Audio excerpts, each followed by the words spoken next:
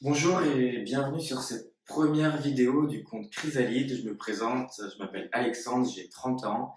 Si je fais encore quelques petites erreurs de prononciation, ne m'en veux pas, ça s'améliorera par la suite.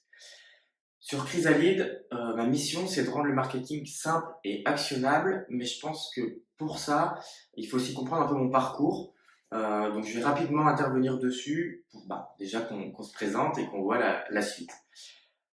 À 4 ans, mes parents me mettent au judo, je suis un peu hyperactif et j'ai tout de suite adoré ça. D'ailleurs, j'en ai fait en haut niveau jusqu'à mes 25 ans et c'est un peu toute cette période qu'on va balayer pour se rendre compte un peu des choix qui m'ont amené à en être là aujourd'hui. À 14 ans, je pars en sport-études, donc en internat à 2 heures de chez moi, à Clermont, et je valide un bac S scientifique à 17 ans. À cette époque, je suis pris à Bordeaux, un des 4 pôles France judo en France, où du coup avec 2 entraînements par jour. Et mes profs voulaient que je parte en prépa scientifique, sauf que très compliqué avec le judo. Donc du coup, je suis un peu perdu. Qu'est-ce que je vais faire? On est en 2009, tout touche à l'informatique, et je décide de rentrer en DUT informatique un peu par hasard. Et pendant 4 ans, du coup, ma première année aménagée en 2 ans et ma deuxième année aménagée également en 2 ans, j'apprends les bases. 2 ans à Bordeaux, et puis à 19 ans, du coup, je monte à Paris, à l'INEF, l'Institut National des Espoirs Français, et du coup, je rentre au DUT informatique de Descartes. Pendant ma première année, du coup, à Paris, je finis 7e au championnat de France première division de judo, je suis sélectionné aux Europes moins de 23 ans l'année d'après, et du coup, je dois faire un choix. Je peux rentrer à l'INSEP, mais si j'y rentre, je dois arrêter mon DUT parce qu'en fait, les entraînements de l'INSEP sont en milieu de matinée et milieu d'après-midi, ce qui serait pas compatible avec mes études. Le judo, comme tous les sports amateurs, sont des sports précaires. On aura l'occasion d'en rediscuter, je pense, une autre fois. Et au final, du coup, je fais un choix, celui de continuer mes études et de continuer à venir en externe à l'INSEP pour avoir mon double projet. Et du coup, je valide mon DUT et j'ai la chance, à la fin de mon DUT, de faire mon stage au sein de la Fédération française de judo. J'arrive là-bas, donc au département informatique, ils me disent, écoute, qu'est-ce que tu veux faire? Je leur dis, écoutez, vous n'avez pas d'application mobile et moi, ça me plaît bien d'apprendre en autodidacte et puis d'essayer de vous faire une application mobile. Beaucoup de chance une fois encore, ils me laissent vraiment un peu carte blanche dans mon coin, avancer. Ils sont là s'il y a des questions, notamment sur la base de données et autres. Et du coup, avec des livres Udemy, je commence à apprendre. Forcément, je la finis pas tout de suite, j'avance un petit peu et donc je leur propose de faire mon alternance, ma licence 3 en alternance à la Fédération française de judo, ils acceptent. Et du coup, je me tourne vers la licence 3 MIAGE, à la Sorbonne, management appliqué à la gestion d'entreprise. Et à l'époque, je me souviens, ils m'ont dit, avec plaisir pour te prendre, Alexandre, mais le rythme de l'alternance, c'est déjà un rythme très dur. Et rajouter 15 heures de judo hebdomadaire par semaine, est-ce que tu es sûr que tu veux ça? Je leur dis oui, vous inquiétez pas, tout va bien se passer. Bon, ça a été l'année la plus dure de ma vie en termes de rythme. Entraînement à 6h30 le matin pendant 2 heures, cours de 9h à 17h sans arrêt avec une seule matière de la journée et re-entraînement de 18h à 20h le soir. À 21h15, j'étais au lit. En plus, il y avait les régimes, donc très compliqué. Mais je valide, il me semble, avec 14 de moyenne cette année.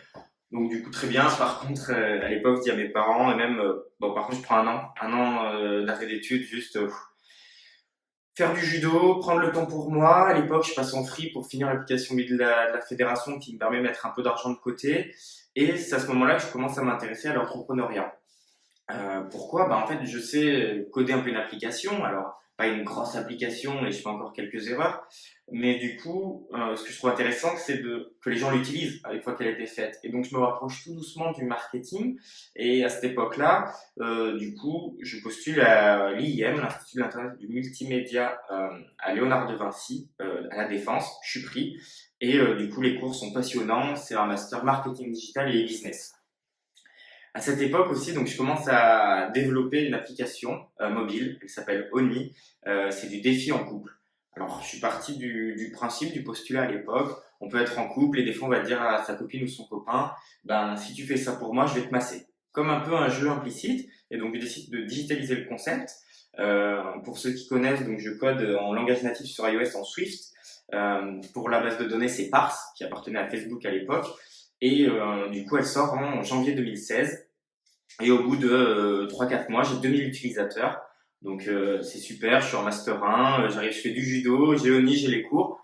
Bon, c'est encore un bon rythme, mais comme ça me plaît, je continue. À la fin de cette année-là, en fait, je découvre qu'il y a une autre application mobile un peu similaire qui existe sur les stores, qui s'appelle Bloom, réalisée par Pierre, qui est un ingénieur qui a plus de 30 ans, qui est à Lille. Et du coup, je lui écris, on échange. Il s'avère que lui, il a à peu près 2000 utilisateurs aussi, et on décide de s'associer. Donc lui, sur la partie technique, il avait déjà l'app qui était sur iOS Android en langage hybride. Et du coup, je prends en charge le marketing. Et pendant un an, avec 500 € de budget, on passe de 2000 à 140 000 utilisateurs. Donc, très belle réussite, beaucoup d'apprentissage. Et puis, j'ai la chance de pouvoir faire mon Master 2. On a un projet entrepreneurial à faire. Donc, je peux passer ONI en projet entrepreneurial, donc faire un business plan, un Master 2 dessus et apprendre, être accompagné par des professeurs très bons, une fois de plus. Notamment Jonathan Fechner, je pense qu'il se reconnaîtra s'il voit la vidéo. Et aussi, je peux faire mon stage de fin de master dans ma société ONI. Donc en fait, c'est parfait, ça me permet encore de m'entraîner.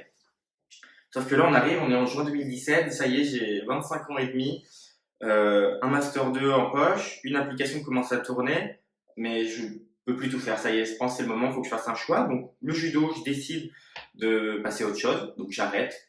J'ai fait ce que j'avais à faire, je suis très content. Et maintenant, cette énergie, je veux la mettre dans autre chose et dans le marketing et dans essayer de faire bouger les choses. Donc à cette époque, justement, j'ai 4 anciens judokas de l'INSEP, dont Hugo Legrand, médaillé olympique à Londres en 2012, qui viennent de lancer une application mobile, YoGoO, avec une mission, remettre les gens au sport, avec du sport ludique en plein Paris. Ils sont sélectionnés par Havas, l'incubateur à Station F pour son ouverture. Ils sont accompagnés par Nike, et du coup, ils proposent de prendre en charge le marketing. J'hésite un petit peu, mais je me dis, ça y est, j'ai envie de faire les choses un peu plus grandes, d'avoir un peu plus peut-être de budget. Et Oni, je revends les parts à mon associé qui continue. C'est un projet qui lui tient à cœur, qu'il a continué en fil rouge. Ça existe toujours encore. Vous pouvez le retrouver sur les stores. Je crois qu'il y a 400 000 utilisateurs. Donc j'arrive et pendant 1 an et demi, YoGoO, c'est une super expérience. On est sélectionné 4 fois en app de la semaine sur l'App Store. Malheureusement, ça se termine. J'ai écrit un article Medium à l'époque, je vous mettrai le lien, vous pouvez le retrouver. Rapidement, c'est un peu trop concentré sur le produit et non pas sur l'expérience. Sur le produit, c'était l'app mobile, et du coup, on aurait peut-être dû se concentrer aussi un peu plus sur l'expérience. En tout cas, c'est beaucoup d'apprentissages qui ont été appris, et là, on est en septembre 2018, et j'ai la chance, j'ai beaucoup dit j'ai la chance, mais je pense que j'ai eu beaucoup de chance au final dans mon parcours et toutes les expériences qui se sont cumulées. Je rejoins Airpure qui développe des masques anti-pollution, créé en fin 2016 par Mathieu et Flavien, 2 cofondateurs. Suite à une campagne de financement participatif où ils demandaient 15 000 €, ils ont récolté 350 000 € à l'époque. Et les premières livraisons ont lieu en mai 2018. Et le site e-commerce, ils le lancent en août 2018.